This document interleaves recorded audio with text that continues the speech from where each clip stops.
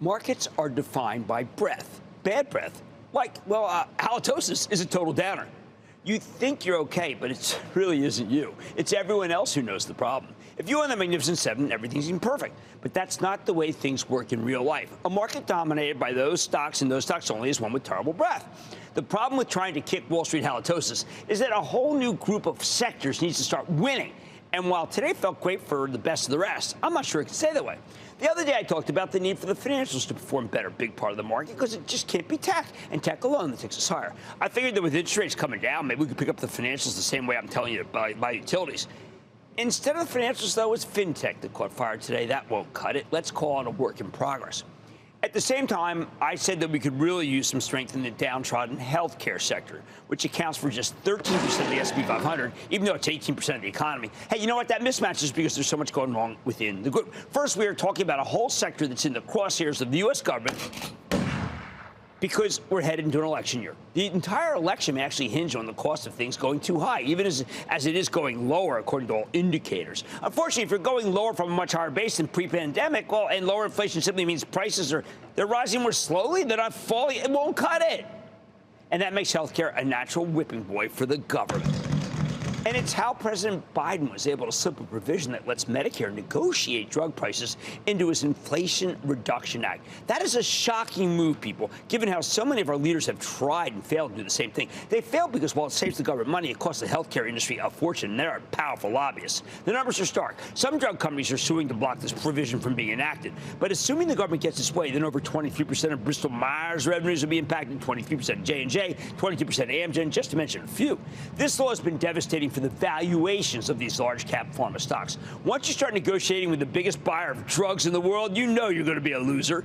Second, the government's truly serious about blocking healthcare mergers, in part because the regulators are overzealous, but also because the healthcare companies can be their own worst enemies. Now, I don't know who advised Cigna and Humana to try to merge in any form, but this is the height of what investors don't want to happen, a direct assault on what the FTC actually cares and knows about.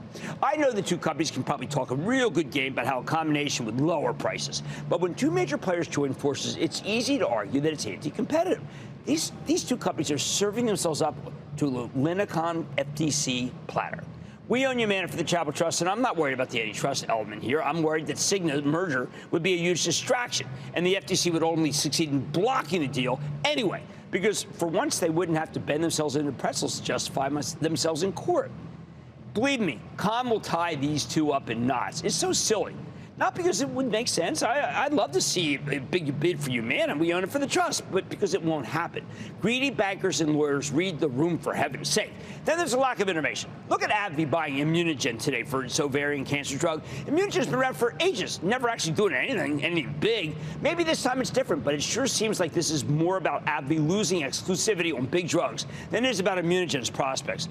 All the drug companies have to worry about patent cliffs, but only Eli Lilly, with its blockbuster diabetes and weight loss drug, along with its Alzheimer formulation, seems to be doing anything but buying smaller companies with so-called blockbuster products. Homegrown is what we want. Can't seem to get it, though. Finally, the medical device business, long a real grower, was crushed during COVID when people decided to hold off on all sorts of non-urgent surgeries. The strangest thing is that they're still holding off. The numbers never came back. Very hard to figure.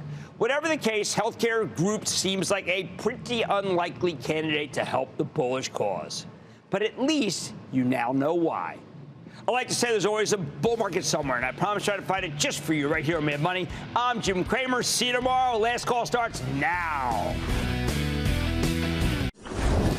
Don't miss a second of Mad Money. Follow @Jim Cramer on Twitter. Have a question? Tweet Cramer. #MadTweets.